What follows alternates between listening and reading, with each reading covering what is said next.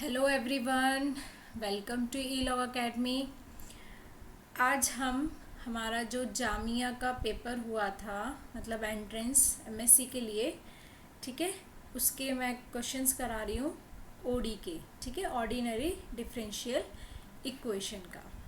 ठीक है, तो फर्स्ट क्वेश्चन से स्टार्ट करते हैं। बहुत ही सिंपल क्वेश्चन है।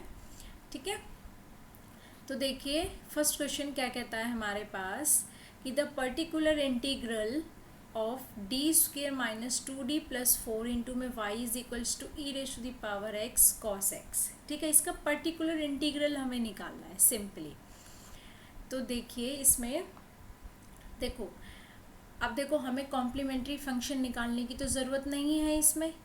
ठीक है ना, सिंपली अब हमें क्या निकालना, पर्टिकुलर इंटीग्रल। तो टाइम हमें एग्ज़ाम में वेस्ट नहीं करना होता है, तो हम डायरेक्ट अपना क्या निकालेंगे, पर्टिकुलर इंटीग्रल।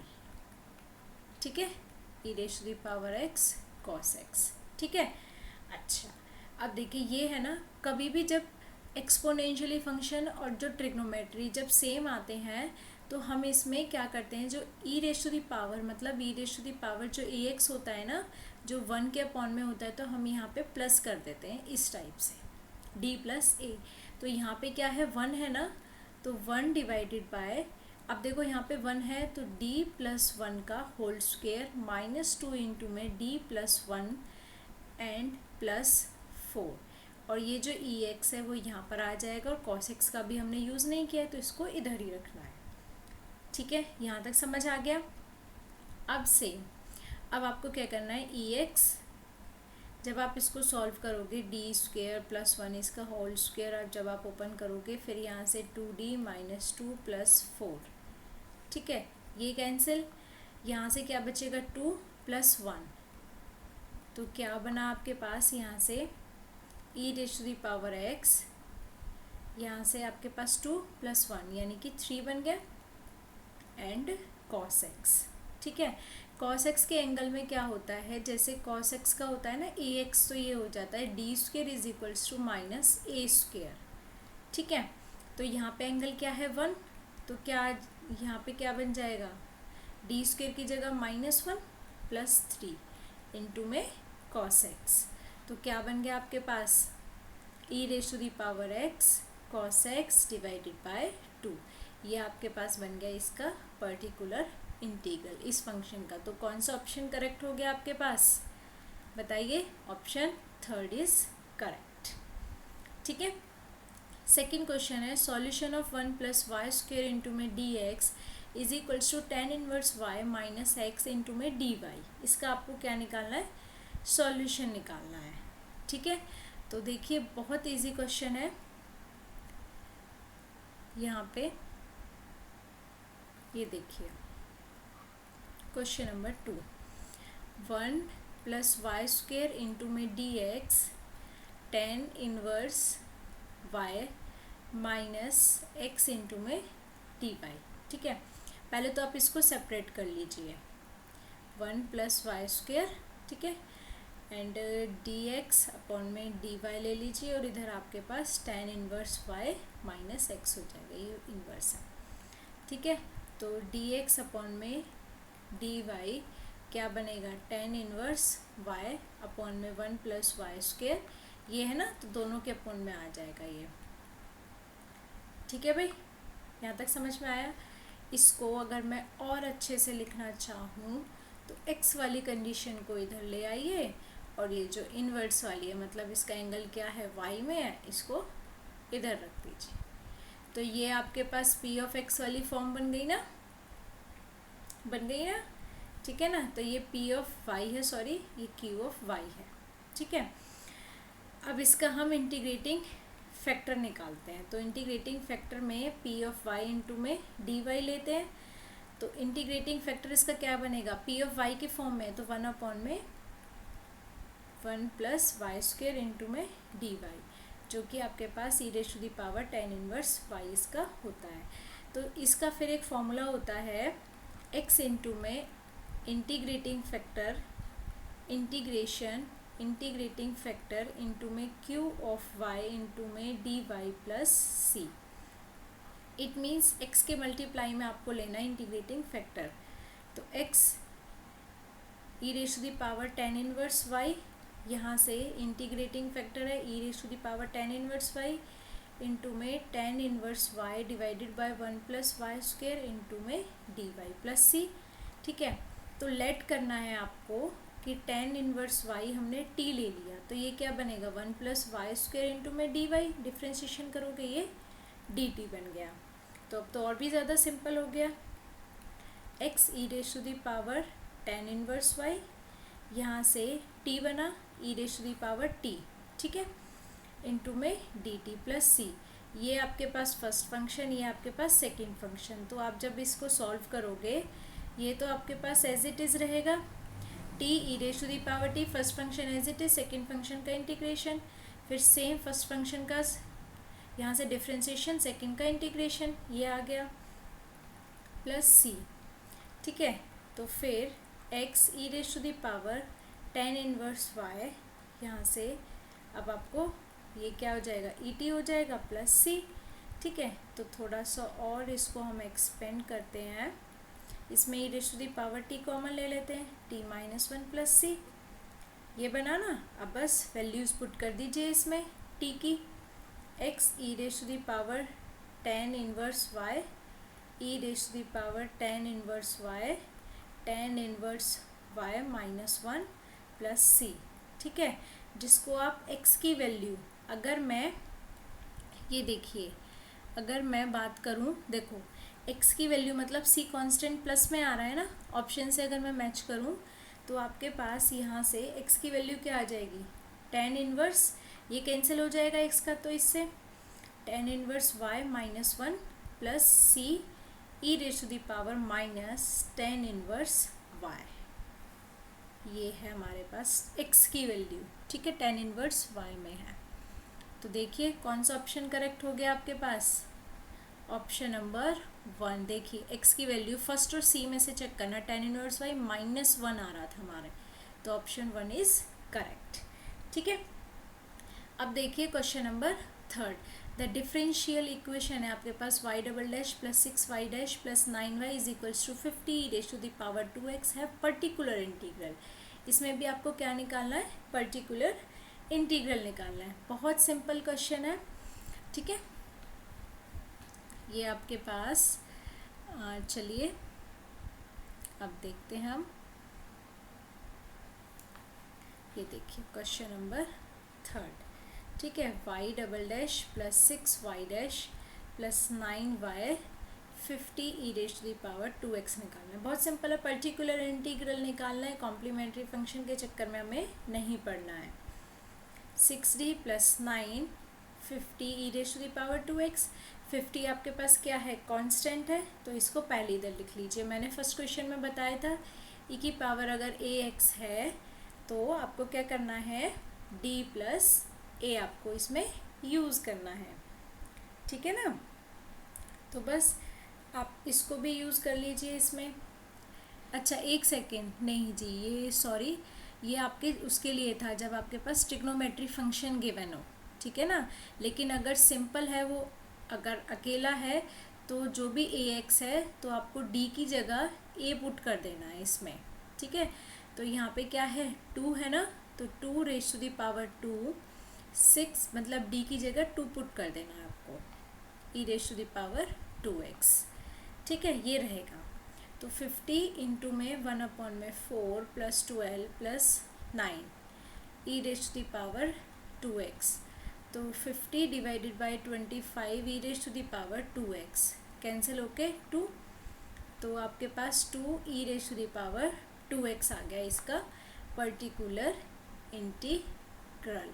ठीक है, अब ये देखिए, अब हम चेक करते हैं क्वेश्चन नंबर थर्ड का। तो देखिए ये आ रहा था ना हमारे पास, तो ऑप्शन बी इज करेक्ट। ठीक है, क्वेश्चन नंबर फोर क्या कहता है, जो नेसेसरी कंडीशन है for the equation M x y d x N x y d y is equals to zero be exact. बहुत सिंपल क्वेश्चन है। एग्जैक्ट निकालने के लिए हम क्या चेक करते हैं, करली एम अपॉन में करली वाई इज इक्वल्स टू होना चाहिए करली एन अपॉन में करली एक्स, ये होना चाहिए। अगर ये इक्वल है तो इक्वेशन हमारे पास एग्जैक्ट हो जाती है। तो देखते कौन सा ऑप्शन करेक्ट है। करली एन वाई अपॉन में करली वाई, नहीं जी ये गलत है, माइनस तो आता ही नहीं है। करली एम अपॉन में करली वाई इज इक्वल्स टू करली एन अपॉन में करली एक्स, ये ऑप्शन इसका करेक्ट है। ठीक है, ये तो देखो देखते ही होगा कितना इजी क्वेश्चन था।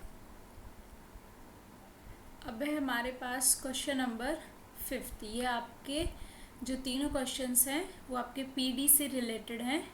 ठीक है, पार्शियल डिफरेंशियल इक्वेशन से। जो मैंने आपको पहले 4 क्वेश्चंस कराए थे वो आपके ओडी के थे। ठीक है, तो क्वेश्चन नंबर 5 है general solution of curly u square divided by curly x square plus curly square u divided by curly y square is equals to 0 is of the form. ठीक है, कि कौन सी फॉर्म में इनका यूज़ होगा इसके through.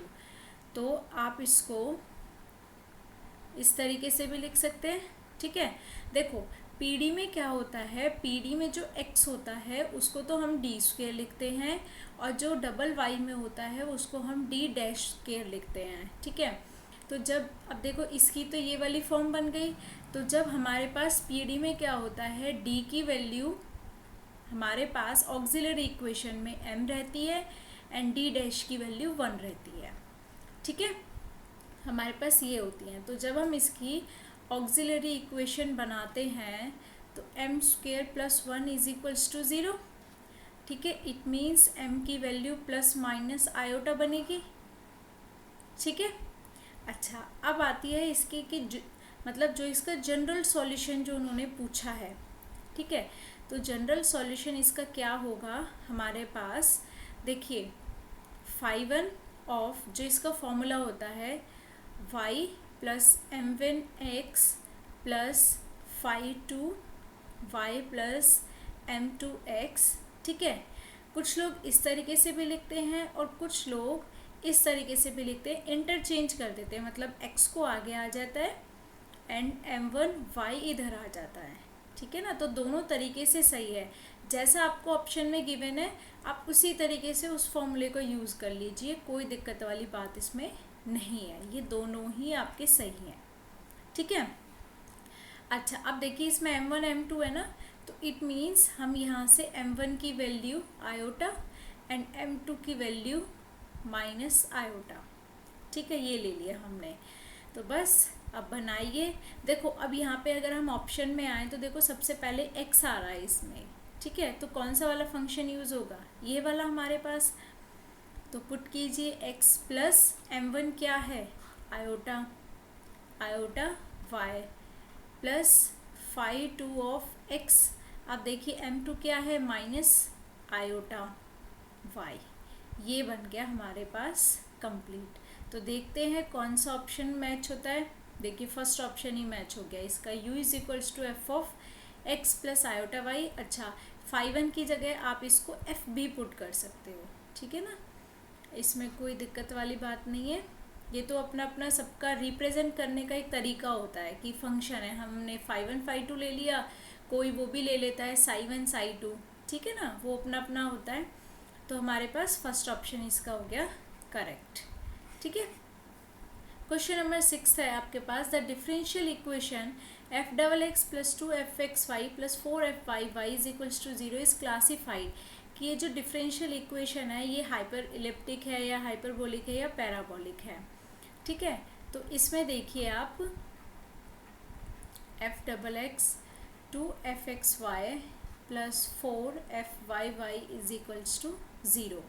ठीक है, इस कंडीशन में जब हमें इस तरीके से बोलता है, ठीक है एग्जामिनर, तो हमारे पास ना एक फॉर्मूला होता है h² माइनस 4RT।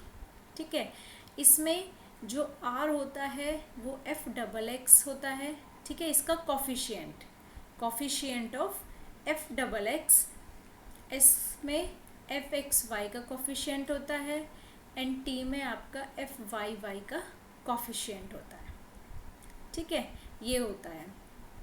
अच्छा अब देखिए s में fxy का कॉफिशिएंट, तो fxy का कॉफिशिएंट क्या है 2, तो इट मीन्स 2 का होल स्क्वायर माइनस 4 इंटू में r में f डबल एक्स का कॉफिशिएंट क्या है 1, t में आपके पास f डबल वाई का कॉफिशिएंट क्या है 4। ठीक है, अच्छा, अब देखिए इसकी जब आप कैलकुलेशन करोगे 4 माइनस 16 क्या आया है आपके पास 12, जो कि स्ट्रिक्टली लेस देन है 0 से। ठीक है। अच्छा, मैं आपको एक कंडीशन और बता देती हूँ इसमें कि जो आपके पास जो हाइपरबोलिक होता है वो होता है ग्रेटर देन 0। ठीक है। जो फिर नेक्स्ट आता है पैराबोलिक, ठीक है, वो इक्वल टू 0 होता है। एंड जो लास्ट होता है आपके पास एलिप्टिक, वो आपके पास स्ट्रिक्टली लेस देन 0 होता है। तो हमारे पास जो ऑप्शन आ रहा है वो क्या है, स्ट्रिक्टली लेस देन 0 है। तो हमारे पास कौन सा ऑप्शन करेक्ट हुआ, एलिप्टिक वाला ना, एलिप्टिक वाला हमारा ऑप्शन करेक्ट हुआ। ठीक है, तो ऑप्शन फर्स्ट इज करेक्ट। ठीक है। फिर नेक्स्ट क्वेश्चन है question number 7, solution of curly cube z upon में curly X cube minus 3 curly square z, sorry curly cube है ये भी, divided by curly x square curly Y plus 4 curly cube z divided by curly Y cube is equals to e raise to the power x plus 2y। ठीक है। देखो इस type की जो condition होती है ना, इसमें कंप्लीट सॉल्यूशन पूछा है, मतलब कि ये जो आपके पास ये वाला जो फंक्शन है ये कॉम्प्लीमेंट्री फंक्शन है जिसको हम बोलते हैं, और ये जो बचता है ये है आपके पास पर्टिकुलर इंटीग्रल। तो दोनों का हमें कंबाइन बना के फंक्शन बनाना है z का। ठीक है, बेसिकली। तो अब हम देखते हैं इसको। ठीक है, ये लेते हैं हम, ये है हमारे पास। ठीक है, ये थोड़ा सा, सॉरी भाई, ये थोड़ा सा रुकिए एक सेकेंड, मैं इसको इरेज कर देती हूँ। एक्चुअली मुझे क्या है, थोड़ा स्क्रॉल करना है इसको। ठीक है,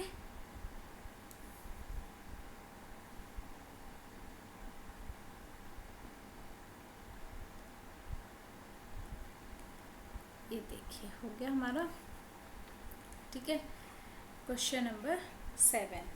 ठीक है, तो हमारे पास कंडीशन क्या थी, कर्ली क्यूब एक्स क्यूब में था, कर्ली क्यूब z अपॉन में curly x square curly Y plus 4 curly cube z curly Y cube is equals to e raise to the power x plus 2y।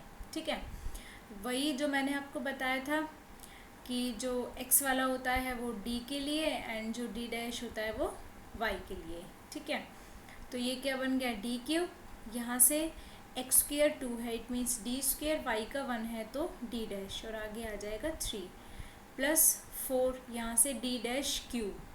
ठीक है, completely e raise to the power x plus 2y। ठीक है, auxiliary equation बनाते हैं। Auxiliary में क्या था, d के लिए m, d डैश के लिए 1, तो m cube minus 3m square plus 4 यही बनेगा इक्वल टू 0।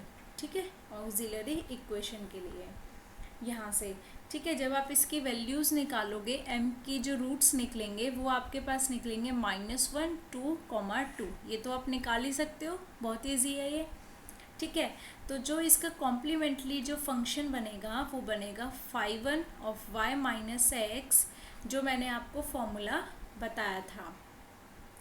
ठीक है ना, कि 5 of y plus m1 of x plus 5 of y plus m2x plus 5 और y प्लस m3x। ठीक है, इस टाइप से। अब देखो यहाँ पे दो रूट मतलब रिपीटेड हो रहे हैं।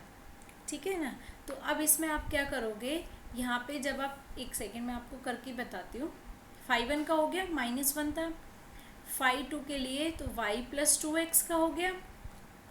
ठीक है, अब देखो जब सेम रूट होते हैं ना दो, तो यहाँ पे हम x लगा देते हैं आगे। ठीक है ना, तो y प्लस 2x। ठीक है, अब जैसे अगर एक और रिपीटेड हुआ तो वो x स्क्वेयर आ जाएगा उसमें। ठीक है ना, इस टाइप से हमारे पास ये रूट्स होते हैं। ठीक है, अब है हमारे पास कॉम्प्लीमेंट्री फंक्शन हो गया। अब निकालते हैं हम पर्टिकुलर इंटीग्रल। पर्टिकुलर इंटीग्रल में f का जो फंक्शन होता है वो d और d डैश में दोनों में होता है। E raise to the power X plus 2y, तो 1 में D Q minus 3d² D dash plus 4d⁻क्यू, ठीक है, and e raise to the power X plus 2y, ठीक है। अच्छा अब देखिए इसमें अब क्या होता है, आपके पास आपको पुट करना है d की जगह तो 1, क्योंकि ये क्या है यहाँ पे x का कोफिशिएंट 1 है, एंड d' की जगह आपको पुट करना है 2, क्योंकि y का कोफिशिएंट यहाँ पे क्या है 2, फिर d इंटू में d', मतलब 2 इंटू में 1 क्या आ गई वैल्यू 2, ये आपको ये पुट करना है, ठीक है। तो कीजिए पुट, d की वैल्यू है 1, तो d क्यूब मतलब 1 का क्यूब 1 आएगा। अब देखिए यहाँ से d² है, d' है, तो d² 1 मतलब 1 का स्क्वायर 1, d' कितना आ गया हमारे पास 2, प्लस 4 इंटू में d' इट मीन्स आपके पास 2 का क्यूब x प्लस 2y, ठीक है।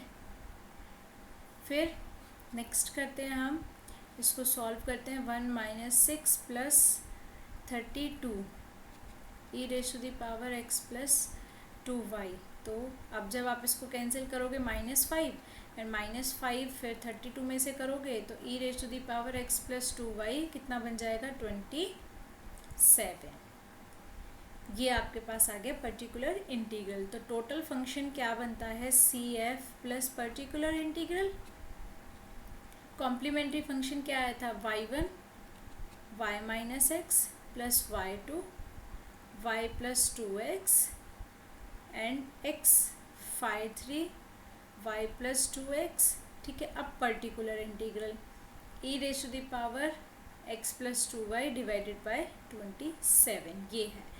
तो अब हम अपने ऑप्शंस चेक करते हैं। तो देखिए क्वेश्चन नंबर 7 में y minus x y plus 2x y plus 2x y plus x, ये वाला तो कैंसिल ही हो गया, ये दोनों तो b और d। अब बच्चे z वाले, ये फर्स्ट और c ऑप्शन। तो अब देखिए y प्लस 2x में आ रहा था हमारे पास, यहाँ से ये दो आ रहे थे ना, तो अब यहाँ पे ये थर्ड ऑप्शन में y माइनस 2x आ रहा है, तो ये भी डिस्कार्ड हो गया। तो ऑप्शन फर्स्ट इज राइट। देखिए y plus 2x x into में y प्लस 2x और e raise to the power x plus 2y divided by 27, तो इसका आपके पास कौन सा ऑप्शन करेक्ट हो गया, ऑप्शन 1 इज करेक्ट, ठीक है। तो ये आपके जामिया के क्वेश्चंस थे जो अभी आपके आए हैं 21 में एंट्रेंस एग्ज़ाम में। आई होप आपको ये क्वेश्चंस अच्छे से समझ में आए हों, ठीक है। Thank you.